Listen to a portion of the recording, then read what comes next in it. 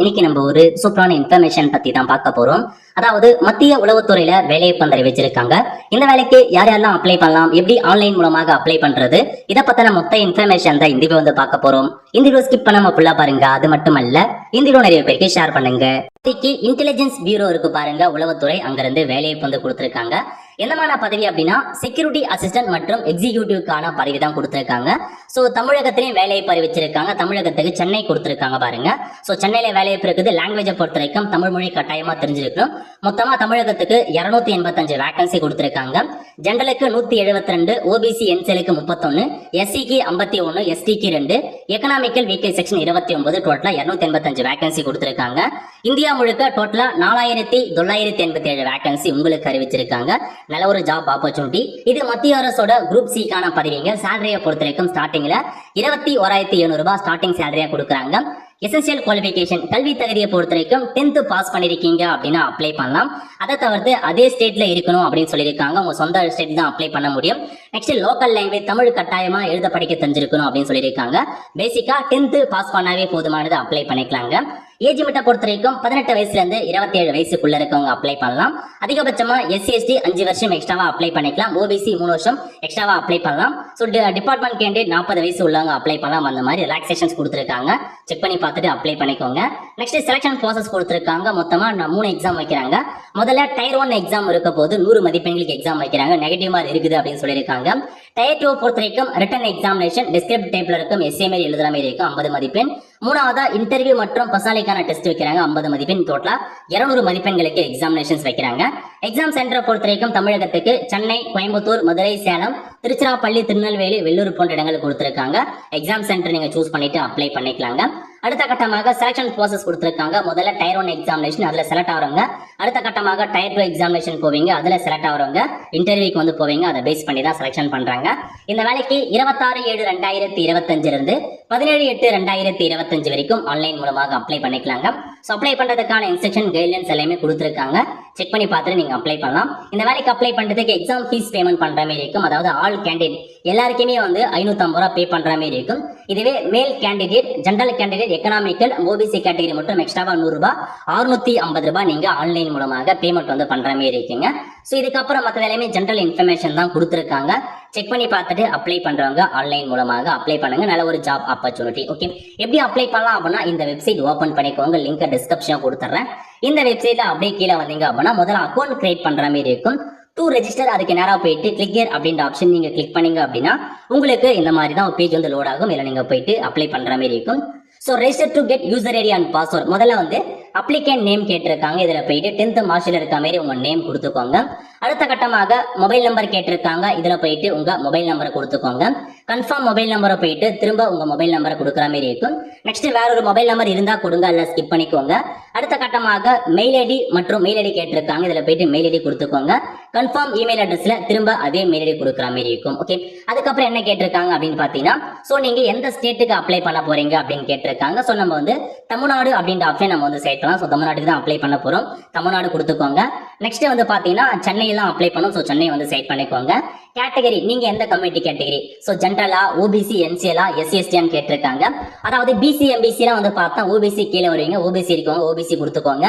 So OBC இல்ல அப்படின்றவங்க general கொடுத்தலாம். அதுக்கப்புறம் எஸ்சிஎஸ்டின்றதை நீங்க வந்து ஃபில் பண்ணிக்கோங்க.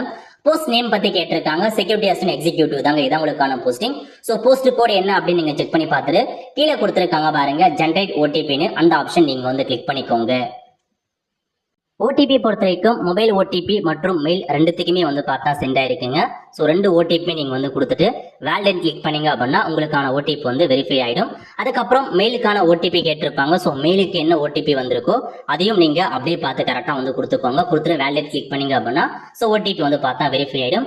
இந்த மாதிரி ரெண்டுத்துக்குமே வந்திருக்கும். 2 ஓடிபியுமே கண்டிப்பாக நீங்கள் என்டர் பண்ணால் மட்டும்தான் உங்களுக்கு வேலிடேட் ஆகி அடுத்த கட்டத்துக்கு வந்து போகும். ஓகே, ஸோ அதுக்கப்புறம் வந்து பார்த்தீங்க அப்படின்னா என்டர் பண்ணிட்டு கீழே ஐ அகைன் கொடுத்துருக்காங்க. அந்த டர்ம்ஸ் அண்ட் கண்டிஷன் கிளிக் பண்ணிட்டு கேப்சா கோடு கொடுத்துருக்காங்க பாருங்க. இந்த கேப்சா கோடை என்டர் பண்ணிட்டு ஸோ ரெஜிஸ்டர் அப்படின்ற ஆப்ஷன் நீங்க வந்து கிளிக் பண்ணிக்கோங்க.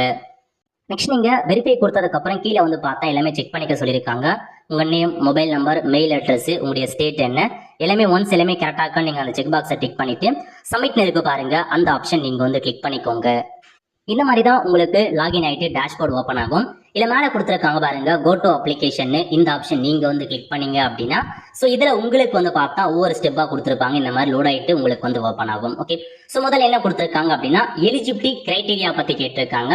ஸோ எலிஜிபிலிட்டி என்ன அப்படின்றத ஃபர்ஸ்ட் ஃபில் பண்ற மாதிரி இருக்குங்க. அதாவது எல்லா இன்ஃபர்மேஷனுமே ஆட்டோமேட்டிக்கா ஓப்பன் ஆயிடுச்சு. நீங்க ஃபில் பண்ண வேண்டியது ஜெண்டர் கேட்டிருக்காங்க, மேல்னா மேல் கொடுங்க, ஃபீமேல்னா ஃபீமேல் அப்படின்ற ஆப்ஷன் நீங்க கிளிக் பண்ணிக்கோங்க. நெக்ஸ்ட் டேட் ஆஃப் பர்த் கேட்டிருக்காங்க பாருங்க. இதுல போயிட்டு உங்க டேட் ஆஃப் பர்த் என்னவோ அதை நீங்க கரெக்டா வந்து செட் பண்ணிக்கோங்க. ஓகே, செட் பண்ணிட்டு நேஷனாலிட்டியில போயிட்டு இந்தியன் சிட்டிசன் அப்படின்னு செக் பண்ணிக்கோங்க. Next to you have domicile certificate, அதாவது உங்ககிட்ட நேட்டிவிட்டி சர்டிஃபிகேட் இருக்கு அப்படின்னா எஸ் கொடுத்துக்கோங்க. கொடுத்துட்டு லோக்கல் லாங்குவேஜ் கேட்டிருக்காங்க, லோக்கல் லாங்குவேஜ் தமிழ் அப்படின்ற ஆப்ஷன் நீங்க வந்து செட் பண்ணுங்க. ஓகே, செட் பண்ணி முடிச்சதுக்கு அப்புறம் அப்படியே கீழே வந்தீங்க அப்படின்னா ஃபாதர் நேம் கேட்டிருக்காங்க, ஃபாதர் நேம் கொடுத்துக்கோங்க. நெக்ஸ்ட் மதர் நேம் கேட்டிருக்காங்க, மதர் நேம் என்டர் பண்ணிட்டு மெரிட்டல் ஸ்டேட்டஸ் கேட்டிருக்காங்க பாருங்க. மேரிட்னா மேரிட் கொடுங்க, அன்மேரிட்னா அன்மேரிட் செட் பண்ணிட்டு ரிலிஜன் கேட்டிருக்காங்க, இந்துவா முஸ்லிமா கிறிஸ்டினா அப்படின்ற மாதிரி உங்களுக்கான மதம் என்னவோ அதை செட் பண்ணிக்கோங்க. செட் பண்ணி முடிச்சதுக்கு அப்புறம் எக்ஸாமுக்கான டெஸ்ட் ப்ரிஃபரன்ஸ் கேட்டிருக்காங்க. முதல்ல ஸ்டேட் கேட்டிருக்காங்க, தமிழ்நாடு வந்து செட் பண்ணிட்டு எந்த டிஸ்ட்ரிக்ட் வேணுமோ அந்த டிஸ்ட்ரிக்ட் செட் பண்ணிக்கோங்க. அதே மாதிரி ரெண்டாவது வந்து பார்த்தா திரும்ப நீங்க தமிழ்நாடு கொடுத்துட்டு தமிழ்நாட்டுல வேற ஒரு டிஸ்ட்ரிக்ட் கொடுத்துக்கலாம். அதே மாதிரி மூணாவதா திரும்ப நீங்க தமிழ்நாடு கொடுத்துட்டு வேற ஒரு டிஸ்ட்ரிக்ட் என்னவோ அதை நீங்க செட் பண்ணிக்கோங்க. நாலாவதும் வந்து பார்த்தா தமிழ்நாடு செட் பண்ணிட்டு வேற எந்த டிஸ்ட்ரிக்ட் வேணுமோ அதை நீங்க வந்து செட் பண்ணிக்கலாம். அஞ்சாவதும் அதே மாதிரி தமிழ்நாடு கொடுத்துட்டு தமிழ்நாட்டுல வேற ஒரு டிஸ்ட்ரிக்ட் நீங்க செட் பண்ணுங்க. இந்த மாதிரி சோ உங்களுக்கான டெஸ்ட் ப்ரிஃபரன்ஸ் 5 ப்ரிஃபரன்ஸ் நீங்க கொடுக்குற மாதிரி இருக்கும். எங்க வேணுமோ அங்க நீங்க செட் பண்ணுங்க. ஓகே, நெக்ஸ்ட் நீங்க எக்ஸ் சர்வீஸ் மேனா இருக்கீங்க அப்படின்னா எஸ் கொடுங்க, இல்லன்றவங்க நோ செட் பண்ணிக்கோங்க. ஸ்போர்ட்ஸ் பர்சனா இருக்கவங்க எஸ் கொடுங்க, இல்ல நோ செட் பண்ணிக்கோங்க. அதே மாதிரி நீங்க கவர்மெண்ட் சர்வெண்டா இருக்கீங்க அப்படின்னா எஸ் கொடுங்க, இல்ல நோ வந்து செட் பண்ணுங்க. ஓகே, செட் பண்ணிட்டு சேவ் நெக்ஸ்ட் கொடுத்தீங்க அப்படின்னா உங்களுக்கு இந்த இன்ஃபர்மேஷன் சேவ் ஆயிட்டு அடுத்த கட்டமாக அட்ரஸ்க்கான பேஜுக்குள்ள வந்திருக்கு. சோ முதல்ல அட்ரஸ் லைன் 1 கேட்டிருக்காங்க, டோர் நம்பர் என்ன, ஸ்ட்ரீட் நேம் என்ன, அதுக்கப்புறம் வில்லேஜ் நேம் என்ன எல்லாமே ஃபில் பண்ணிக்கோங்க. கண்ட்ரி பொறுத்த வரைக்கும் இந்தியா வந்து செட் பண்ணிட்டு ஸ்டேட் கேட்டிருக்காங்க, நம்ம தமிழ்நாடு அப்படின்ற ஆப்ஷன் நம்ம செட் பண்ணலாம். நெக்ஸ்ட் டிஸ்ட்ரிக்ட் கேட்டிருக்காங்க, இதுல போயிட்டு உங்க டிஸ்ட்ரிக்ட் ஏதோ அந்த டிஸ்ட்ரிக்ட் நீங்க வந்து கொடுத்துக்கோங்க. ஓகே, கொடுத்துட்டு பின்கோடு கேட்டிருக்காங்க, உங்க ஊரோட பின்கோடு ஏதோ அதை நீங்க செட் பண்ணிக்கோங்க. செட் பண்ணிட்டு உடைய கரஸ்பாண்டன்ட் அட்ரஸும் பெர்மனன்ட் அட்ரஸும் ஒன்னா இருக்கு அப்படின்னா மேல கொடுத்துருக்காங்க பாருங்க, எஸ் டிக் பண்ணீங்க அப்படின்னா அட்ரஸ் வந்து அப்படியே காப்பி ஆயிடுங்க. இல்ல வேற அட்ரஸ் அப்படின்னா வேற அட்ரஸ் நீங்க டைப் பண்ணிக்கலாம். ஓகே, இப்போ சேவ் நெக்ஸ்ட் கொடுத்ததுக்கு அப்புறம் இந்த பேஜ் சேவ் ஆயிட்டு உங்களுக்கு அடுத்த பேஜ் ஓபன் ஆகும். இதுல போயிட்டு குவாலிஃபிகேஷனுக்கான டீடைல்ஸ் ஃபில் பண்ற மாதிரி இருக்கு. மினிமம் 10th குவாலிஃபிகேஷன் போதுமானது. நேம் ஆஃப் த போர்டுல போயிட்டு ஸ்டேட் போர்டா இல்ல வந்து பார்த்தா மெட்ரிகுலேஷனா சிபிஎஸ்சி அப்படின்னு ஃபில் பண்ணிட்டு மந்த் மற்றும் இயர் ஆஃப் பாசிங் பத்தி கேட்டிருக்காங்க. சோ நீங்க வந்து எந்த மந்த்ல பாஸ் பண்ணீங்க அப்படின்றத நீங்க வந்து ஃபில் பண்ற மாதிரி இருக்கும். எந்த மந்த் எந்த இயர்ல பாஸ் பண்ணீங்க அப்படின்னு கொடுத்துட்டு ஸ்கூல் நேம் கேட்டிருக்காங்க, உங்க ஸ்கூல் நேம் கொடுத்துக்கோங்க. சப்ஜெக்ட் காம்பினேஷன் வந்து பார்த்தா நீங்க என்னென்ன சப்ஜெக்ட் முடிச்சீங்களோ எல்லாத்தையுமே நீங்க வந்து கொடுத்துக்கோங்க. நான் ஷார்ட்டா டைப் பண்ணிக்கிறேன். 5 சப்ஜெக்ட் நீங்க கொடுத்துட்டு குவாலிஃபைடா இல்ல குவாலிஃபைட் பாஸ் ஆஃப் ஃபெயிலான்னு கேட்டிருக்காங்க, பாஸ் கொடுத்துக்கோங்க. அதுக்கப்புறம் சோ உங்களுக்கு பர்சன்டேஜா சிஜிபின்னு கேட்டிருக்காங்க, நான் பர்சன்டேஜ் கொடுத்துறேன். உங்களுக்கு ஏதோ அதை நீங்க செட் பண்ணிட்டு மார்க் அப்படின்னு சோ மேக்ஸிமம் மதிப்பெண் நீங்க எவ்வளவு 500 மதிப்பெண் எழுதுனா 500 கொடுத்துட்டு அதுல நீங்க எவ்வளவு மதிப்பெண் எடுத்தீங்க அப்படின்னு போட்டீங்க அப்படின்னா பர்சன்டேஜ் ஆட்டோமேட்டிக்கா கால்குலேட் ஆயிடுச்சு. சோ 10th போதுமானது. பட் ஹையஸ்டா நீங்க முடிச்சிருக்கீங்க அப்படின்னா 12th நீங்க ஃபில் பண்ணிக்கலாம். சோ 12th எந்த போர்டு முடிச்சீங்க, இயர் ஆஃப் பாசிங் என்ன, எந்த ஸ்கூல்ல படிச்சீங்க, என்னமான சப்ஜெக்ட் வந்துருச்சு, பாஸ் ஆஃப் ஃபெயிலா, சோ பர்சன்டேஜ் என்ன அதெல்லாம் கொடுத்துட்டு நீங்க ஃபில் பண்ணுங்க. அதே மாதிரி டிகிரி முடிச்சிருக்கீங்க அப்படின்னா என்ன டிகிரி முடிச்சீங்க, பிஎஸ்சியா அந்த மாதிரி கொடுத்துட்டு ஸ்பெஷலைசேஷன் பிஎஸ்சினா மேத்தமேட்டிக்கா கெமிஸ்ட்ரி அந்த மாதிரி என்ன ஸ்பெஷலைசேஷன் கொடுத்துட்டு காலேஜ் நேம் என்ன, இன்ஸ்டியூட் நேம் என்ன, காலேஜ் எந்த சிட்டில படிச்சீங்க, எந்த ஸ்டேட்ல படிச்சீங்க, இயர் ஆஃப் பாசிங் எந்த மந்த் எந்த இயர்ல படிச்சீங்க, குவாலிஃபைட் பாஸ் ஆஃப் ஃபெயிலா, பர்சன்டேஜா சிஜிபின்னு கொடுத்து காலேஜ்ல எவ்வளவு மார்க் அதெல்லாம் நீங்க ஃபில் பண்ற மாதிரி இருக்கும். ஓகே, சோ உங்களுக்கு அதாவது பார்த்தா ஃபீல்ட் எக்ஸ்பீரியன்ஸ் இன்டீரியர் ஒர்க்ல ஃபீல்ட் எக்ஸ்பீரியன்ஸ் இருக்கான்னு கேட்டிருக்காங்க, இருந்தா எஸ் கொடுங்க, இல்லன்றவங்க நோ செட் பண்ணிக்கோங்க, ஒன்றும் பிரச்சனை இல்லை. இது வந்து நேஷனல் குவாலிஃபிகேஷன் தான், கம்பல்சரி அவசியம் இல்லை. நெக்ஸ்ட் வந்து பாத்தீங்கன்னா do you have knowledge of foreign local language except English அல்லது ஹிந்தி, அதாவது உங்களுக்கு நாலேஜ் இருக்கான்னு கேட்டிருக்காங்க லோக்கல் லாங்குவேஜ்ல, சோ எஸ் கொடுத்துக்கோங்க. என்ன மாதிரி லாங்குவேஜ் தெரியும் அப்படின்னா நம்ம தமிழ் அப்படின்றத நம்ம செட் பண்ணலாம். ஓகே, சோ அதுக்கப்புறம் என்ன கேட்டிருக்காங்க அப்படின்னு பாத்தீங்கன்னா ஒர்க் எக்ஸ்பீரியன்ஸ் இருக்கான்னு கேட்டிருக்காங்க, இருந்தா எஸ் கொடுங்க, இல்லன்றவங்க நோ செட் பண்ணிக்கோங்க. செட் பண்ணிட்டு சேவ் நெக்ஸ்ட் கொடுத்தீங்க அப்படின்னா இந்த இன்ஃபர்மேஷன் சேவ் ஆயிடுச்சு. அடுத்த கட்டமாக டாக்குமெண்ட் அப்லோட் பண்ண போறோம். டாக்குமெண்ட்டை பொறுத்த வரைக்கும் போட்டோ கேட்டிருக்காங்க, பாஸ்போர்ட் சைஸ் போட்டோவை அப்லோட் பண்ணிக்கோங்க. சிக்னேச்சர் கேட்டிருக்காங்க, உங்களுக்கு போயிட்டு சிக்னேச்சர் அப்லோட் பண்ணிட்டு அந்த டொமிசைலுக்கான சர்டிபிகேட் கேட்டிருக்காங்க, நேட்டிவிட்டிக்கான சர்டிபிகேட் அப்லோட் பண்ற மாதிரி இருக்கும். 3 டாக்குமெண்ட்டுமே கம்பல்சரி அப்லோட் பண்ணிட்டு ஃபீஸ் கொடுத்துருக்காங்க பாருங்க.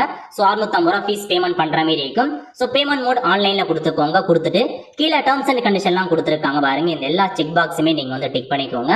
டிக் பண்ணிட்டு அப்படியே கீழே வந்தீங்க அப்படின்னா இந்த ஒரு கேப்சா கோடு கொடுத்துருக்காங்க.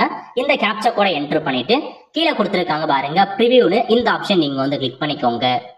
இந்த மாதிரி தான் உங்களுக்கான ப்ரிவியூ பேஜ் வந்து ஓப்பன் ஆகும். ஸோ இதில் நீங்கள் கொடுத்த எல்லா இன்ஃபர்மேஷன்ஸுமே கரெக்டாக இருக்கான்னு வந்து செக் பண்ணி பார்த்துக்கோங்க. கரெக்டாக இருக்கா அப்படின்னா உங்களுக்கு வந்து அப்படியே பேக் வந்துட்டு திரும்ப சப்மிட் அப்படின்ற ஆப்ஷன் நீங்கள் வந்து கிளிக் பண்ணிக்கோங்க. சப்மிட் கொடுத்ததுக்கு அப்புறம் அடுத்த கட்டமாக பேமெண்ட் பண்ற பேஜுக்குள்ள வந்து போகும். ஸோ இதில் போயிட்டு உங்களுக்கான பேமெண்ட் என்னவோ அதை கரெக்டாக நீங்கள் வந்து பண்ண பாருங்க. பேமெண்ட் பண்ணதுக்கு அப்புறம் அப்ளிகேஷன் ஃபார்ம் வரும். அந்த அப்ளிகேஷன் ஃபார்மை ஃபியூச்சர் ரெஃபரன்ஸ்க்காக நீங்கள் வந்து சேவ் பண்ணி வச்சுக்கோங்க. ஒரு ஃப்ரெண்ட்ஸ் கண்டிப்பாக இந்த பிடிச்ச லைக் பண்ணுங்க. அது மட்டும் அல்ல இந்த வீடியோ ஷேர் பண்ணுங்க. அடுத்து ஒரு நிலையில சந்திப்போம். நன்றி, வணக்கம்.